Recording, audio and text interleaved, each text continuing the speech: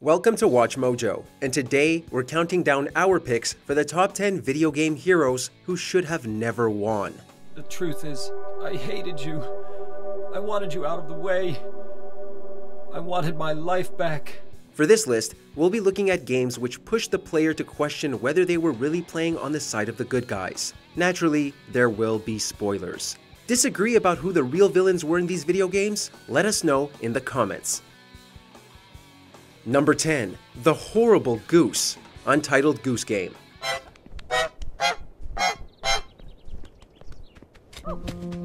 A viral sensation, Untitled Goose Game swam against the current of high-res graphics and sprawling worlds to provide players with a simple little cartoon game where their only goal was to help an awful goose ruin everyone's good time. Whether he was sneaking off with prized possessions or honking loudly at the most inappropriate moments, the goose quickly became the scourge of his neighborhood. There's no story to justify his feathery terrorism. He's just being a jerk. Some geese just want to watch the world burn. And that's exactly why everyone loved it. The pure catharsis of wreaking petty mischief on an otherwise orderly world.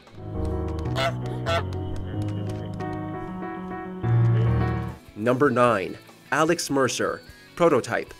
Everything I've given you, you're not even capable of appreciating it.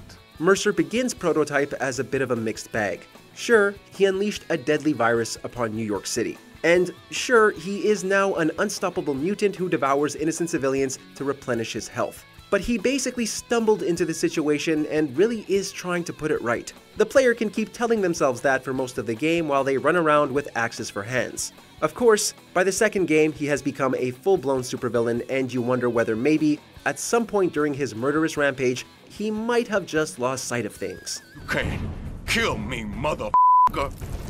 Alright then. Number 8. Tim, Braid.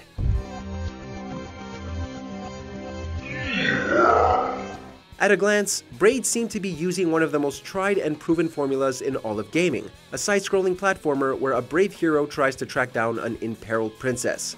The things that separated Braid from the pack, however, were a creepy gothic atmosphere and a time-rewinding mechanic which forced players to flip their understanding of the situation to solve the puzzle. And, as it turned out, they also had to flip their understanding of the game's story. The princess was trying to escape Tim all along, leaving traps behind her in an attempt to slow him down. In the end, all of the players' ingenious puzzle-solving efforts were helping a predator track down his prey.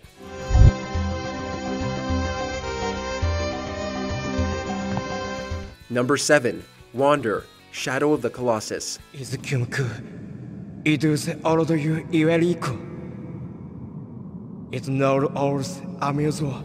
Another twist on the Save the Princess formula, Shadow of the Colossus charts Wander's quest to bring his beloved back to life by slaying a series of gigantic beasts. But something always feels off.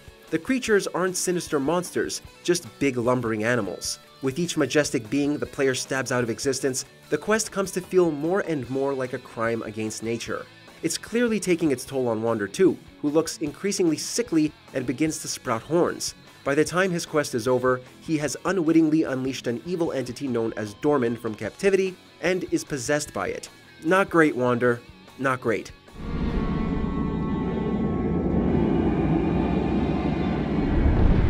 Number 6. Kazuya Mishima, Tekken.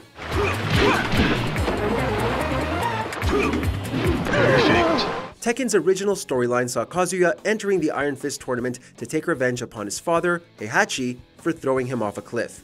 That's a pretty sympathetic motivation as these things go, and watching Kazuya take his dad down and seize control of the family company was a pretty satisfying way to tie things up.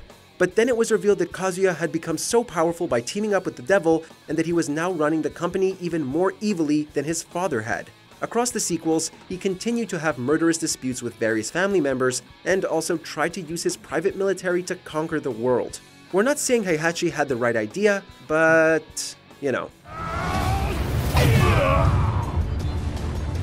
Number 5. Trevor Phillips, Grand Theft Auto 5. It's arguable that no Grand Theft Auto protagonist has ever really deserved to win. They're all violent gangsters who rack up quite the body count inside the set missions alone. Never mind what the player has them doing in their spare time. But while the likes of Tommy Vercetti and CJ are basically dragged into gang wars, which they otherwise might have avoided, Trevor beats, robs, and kills basically whoever he feels like without remorse, and sometimes without reason. Anytime you switch to him, he's doing something insane or terrible, or both. There is literally no reason to root for him. He's an agent of pure chaos with almost no redeeming qualities. But he sure is funny. So now what? Now we keep a low profile and get on with our lives. As friends. Well, do I have a choice? No, not really. Number 4. Martin Walker, Spec Ops: The Line. Markson's down! We need backup! Lugo, distance. About 100 yards away. Let's move. Spec Ops: The Line arrived at a really interesting moment in gaming. Critics and players were starting to pay a lot more attention to the disconnect between video games, which painted the protagonist as a hero, even as they mowed down hundreds of people during the game. To play with this paradox, Spec Ops had Walker commit increasingly horrifying acts while he followed the orders of a charismatic commanding officer named Conrad. While this was already a pretty morally fraught story, it really twists the knife at the end when it reveals that Conrad died some time ago and Walker has developed a hallucinated version of him to pin the blame on. Walker, like the player, was actually in control the whole time. What happened here was out of my control. Was it? None of this would have happened if you just stopped. Number 3. James Sunderland, Silent Hill 2. How do you know about that? Aren't you Maria? At first glance, James really seems like he's going to be a straightforward, sympathetic hero. He travels to Silent Hill after receiving a letter from his late wife Mary, promising to meet him there. Instead, he meets a woman who looks a lot like her, Maria, as well as countless terrifying monsters. But while it seems like he is slowly piecing together what happened, the player is actually being drawn through James's own repressed psyche, which is riddled with guilt from the fact that he is, in fact, the one who killed his terminally ill wife. On top of this crushing realization, the player will be met with one of 6 endings, some of which are utterly insane, but none of which are exactly happy. Forgive me.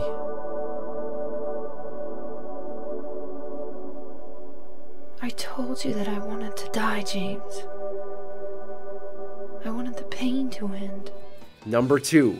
Kratos, God of War. After 10 years of suffering, 10 years of endless nightmares, it would finally come to an end. Kratos' epic quest for revenge begins when the God of War, Ares, tricks him into killing his own wife and daughter. While that is an excellent reason to climb up on Olympus to punch some no-good gods right in their celestial faces, it ignores the fact that Kratos placed himself in Ares' service in the first place. He was about to get killed on the battlefield, and so he made the ancient Greek equivalent of a deal with the devil to save his own life, and it ended up costing him his family.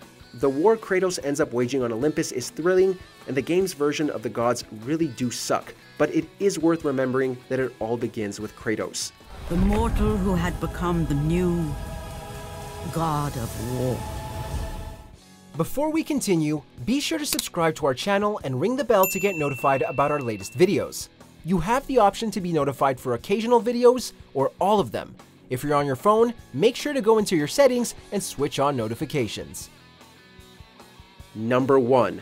Joel, The Last of Us.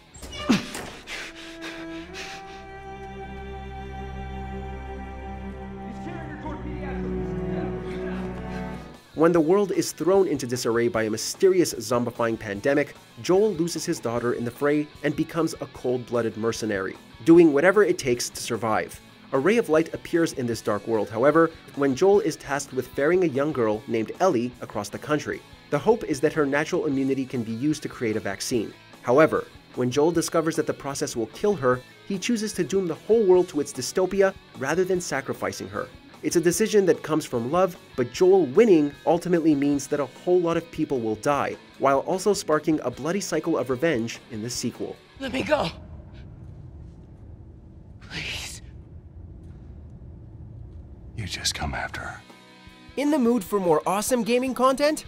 Be sure to check out this video here on Mojo Plays. And don't forget to subscribe and ring the bell to be notified about our latest videos.